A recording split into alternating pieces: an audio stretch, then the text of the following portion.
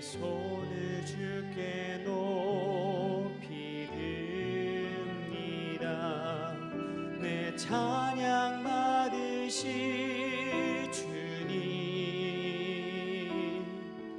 내 마음을 주께 활짝 엽니다. 내 찬양 받으실 주님, 내 손을 주께 높이 듭니다. 내 찬양 받으실 주님, 내 마음을 주께 활짝 엽니다. 내 찬양 받으실 주님,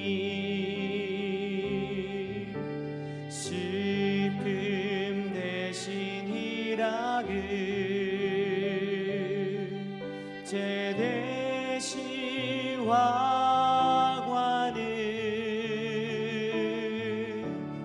근심 대신 찬송의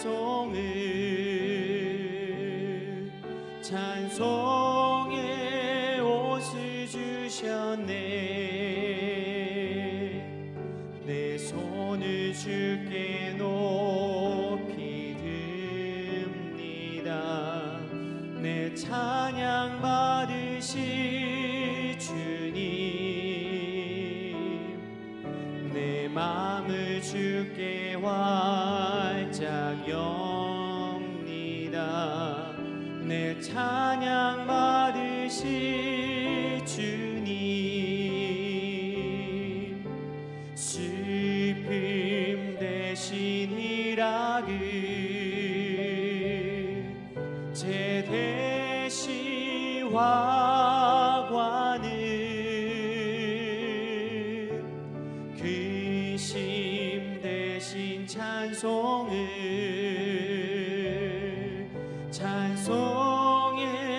옷을 주셨네.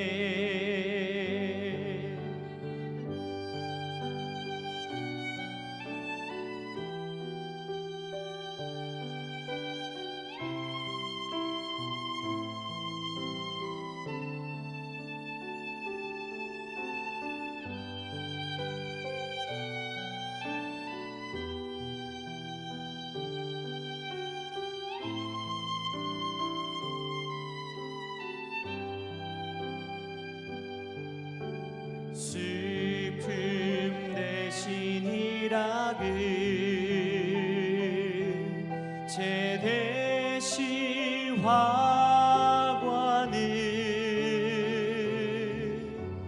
근심 대신 찬송의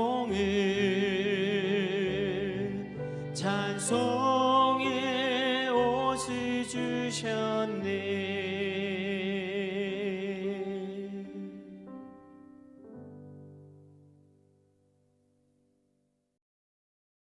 샬롬, 귀한 하루를 말씀 묵상 강의로 시작한 우리 귀한 식구들에게 하나님 우리 아버지와 주 예수 그리스도로부터 은혜와 평강이 풍성하기를 축복합니다. 오늘 묵상하실 본문 마태복음 6장 5절부터 8절 우리 같이 읽겠습니다. 또 너희는 기도할 때에 외식하는 자와 같이 하지 말라. 그들은 사람에게 보이려고 회당과 큰 거리 어귀에 서서 기도하기를 좋아하느니라. 내가 진실로 너희에게 이르노니 그들은 자기 상을 이미 받았느니라. 너는 기도할 때에 내 골방에 들어가 문을 닫고 은밀한 중에 계신 내 아버지께 기도하라. 은밀한 중에 보시는 내 아버지께서 갚으시리라. 또 기도할 때에 이방인과 같이 중언부언하지 말라. 그들은 말을 많이 하여야 들으실 줄 생각하느니라. 그러므로 그들을 본받지 말라. 구하기 전에 너희에게 있어야 할 것을 하나님 너희 아버지께서 아시느니라. 아멘. 사람에게 보이려고 사람들 앞에서 행하는 신앙적 의. 자, 두 번째, 그죠? 기도입니다. 기도는 세상에 존재하는 3억 개의 종교들의 공통적으로 나타나는 기본적인 종교 행위입니다.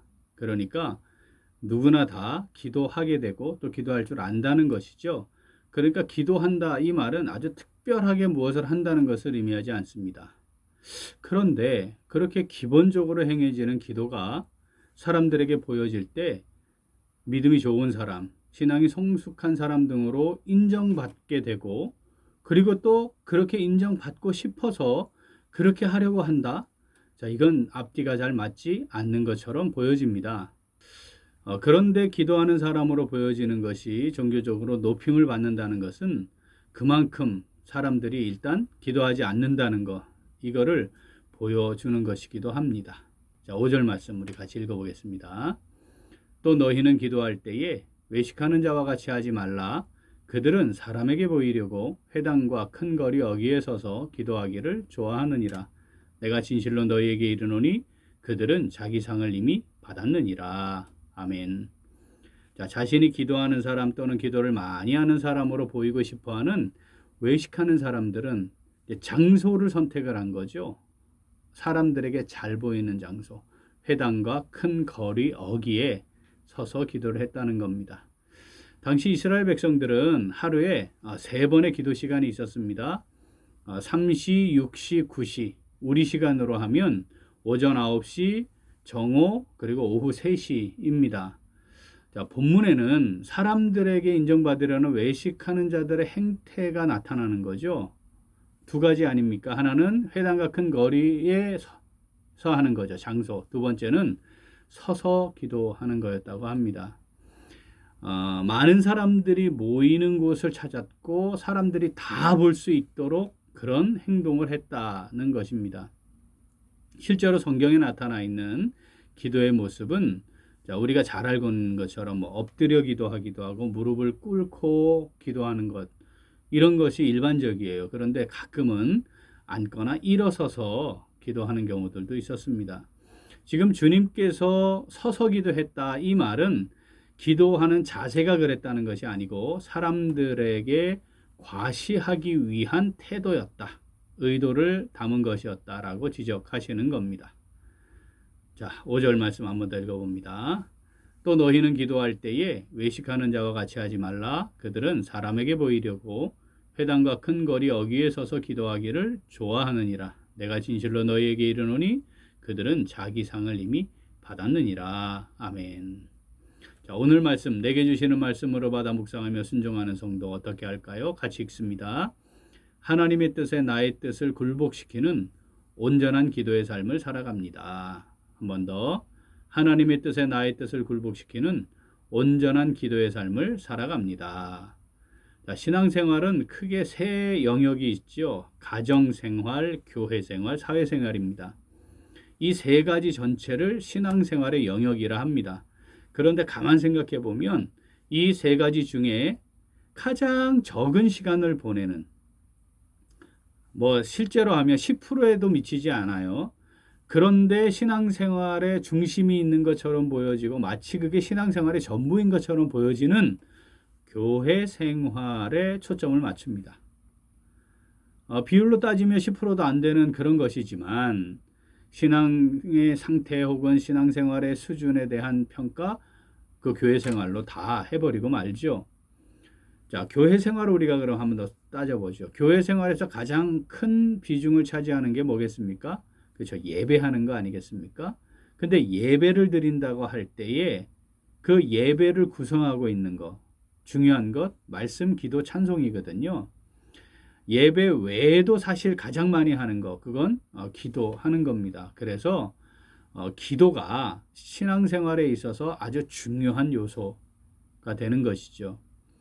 자, 그런데 기도 이렇게 우리가 생각을 하면 기본적으로 떠오르는 게 뭡니까? 하나님께 뭔가를 아뢰서 내가 원하는 걸 받는다.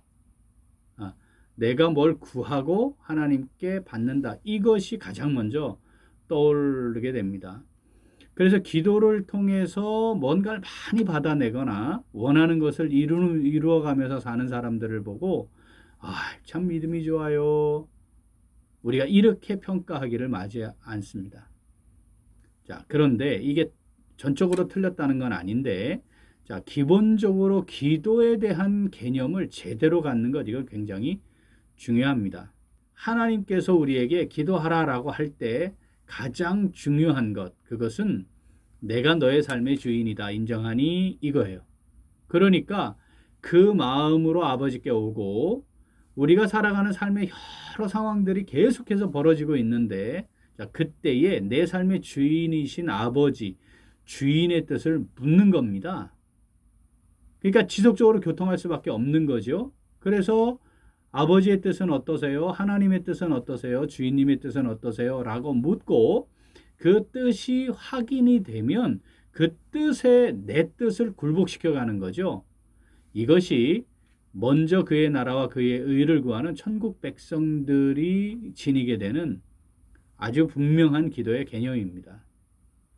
그런데 이 기도를 제대로 이해를 못하니까 사람들에게 보이고자 하는 도구가 되고, 기도 많이 하는 사람이 마치 신앙이 좋은 사람인 것처럼 오해하고 착각하게 되는 경우가 발생하는 거죠.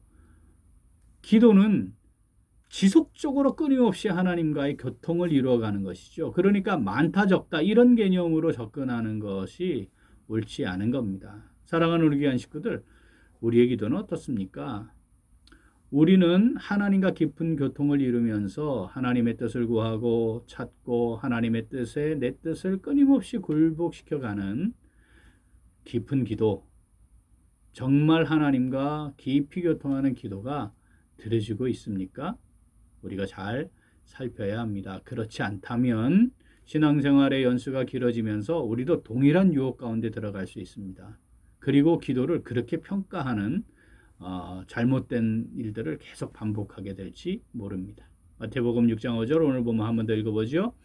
또 너희는 기도할 때에 외식하는 자와 같이 하지 말라. 그들은 사람에게 보이려고 회당과 큰 거리 어귀에 서서 기도하기를 좋아하느니라. 내가 진실로 너희에게 이르노니 그들은 자기 상을 이미 받았느니라. 아멘. 자, 기도하는 시간, 태도 이런 것들이 신앙생활의 훈장처럼 여겨지는 잘못된 자리에서 벗어나야 합니다. 그리고 우리와 삶의 자리에서 늘 함께 하시는 하나님과 교통하며 그 하나님의 마음이 어떠한 것을 잘 살피고 그리고 아버지의 뜻을 구하고 찾는 기도가 우리의 삶에 지속적으로 이루어져야 합니다. 자, 먼저 그의 나라와 그의 일을 구하는 천국 백성으로서 이 하나님의 뜻을 구하고 그 하나님의 뜻에 굴복시키는, 내 뜻을 굴복시키는 복된 삶 살아가는 오늘 그리고 매일매일 우리의 삶이 될 수 있기를 간절히 소원합니다. 아멘. 기도하겠습니다.